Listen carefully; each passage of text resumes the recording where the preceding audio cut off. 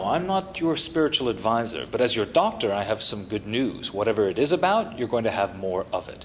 In 1970, the life expectancy of Americans was 70 years. Soon, it's going to be 80 years. Congratulations, you just gained a decade. But I'm not actually a doctor. I was just watching ER. But as your financial advisor, I have some bad news. All those extra years aren't coming when you're in your 20s, when you're healthy and single and just beginning your career. They're coming at the end of your life, when you're sick, you're single again, and you're unemployed. So who's going to pay for that extra decade? Who's going to pay for all those hip replacements and that cocktail of pills that's keeping you alive? You are, my friend. You are. But I'm not really a financial advisor. I'm actually a professor of business law, really, this time. That's true. And this series is a secret tutorial available in the privacy of your own browser that's going to help us address all those questions about financial literacy that we're too embarrassed to ask in public, or to ask in front of our boss, or in front of classmates, or worse yet, in front of people who work for us. I can't promise you that financial literacy is going to make you rich. Well, I could. Everybody else does. But the lawyers. No, what I can promise you is that financial literacy will help stop other people from making you poor.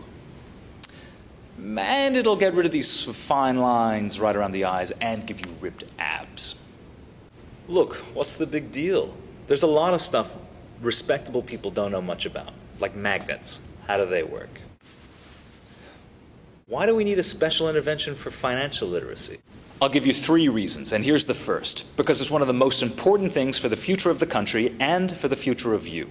No, it isn't. Yes, it is. Americans have always had to pay for their retirement, but retirement is getting hugely more expensive, and Americans, and you, are getting a lot less help paying for it. Why is retirement getting more expensive? Because Americans live longer, and living longer paying for American health care costs a lot of money. Why are we getting less help paying for that? Because American employers are dumping defined benefit pensions and adopting defined contribution 401k plans. What you call me? Once upon a time, in olden days, American employers offered their employees these magical pots of gold called pensions. And a pension is a little bit like a bus. The bus ticket is a little portion of every one of your paychecks. A little bit of each paycheck is set aside, and it's given to the bus driver, that is the pension manager. You don't get to decide where the bus goes, the manager does that. But then when you retire, you receive a payout for the rest of your life. Buses are European and lame. What if the money I save plus the investment returns on it aren't enough to cover my retirement costs? Your employer guarantees those payments and will have to make up the difference. Love the bus. So, what do we have now? Now most American employers offer individual retirement accounts, 401ks, and they're a little bit like riding a bicycle. Again, a little portion of your paychecks get put aside into an account, but this time you ride the bicycle. You get to determine where the investments go, and you make the decisions. Bicycles are totally European and lame. What if the amount I put aside plus the investment returns aren't enough to cover what I need for retirement? You go broke. And here's the problem. Many Americans aren't very good at riding these kinds of bicycles. They either don't put enough aside or they make poor choices with their investments. Okay, I'm listening. Wait, any other reasons I should? 2 more. Like every other American and most people on the planet, you spend almost every minute of every waking day surrounded by corporations and engaged in some sort of commerce. No way, man. Corporations are pigs. I would totally trash a McDonald's under the appropriate circumstances. Well, while trashing, you're going to be using a balaclava, spray paint, and a gas mask, all provided to you by corporations. Time to learn how to use the master's tools. Hold up, son. Who's this master?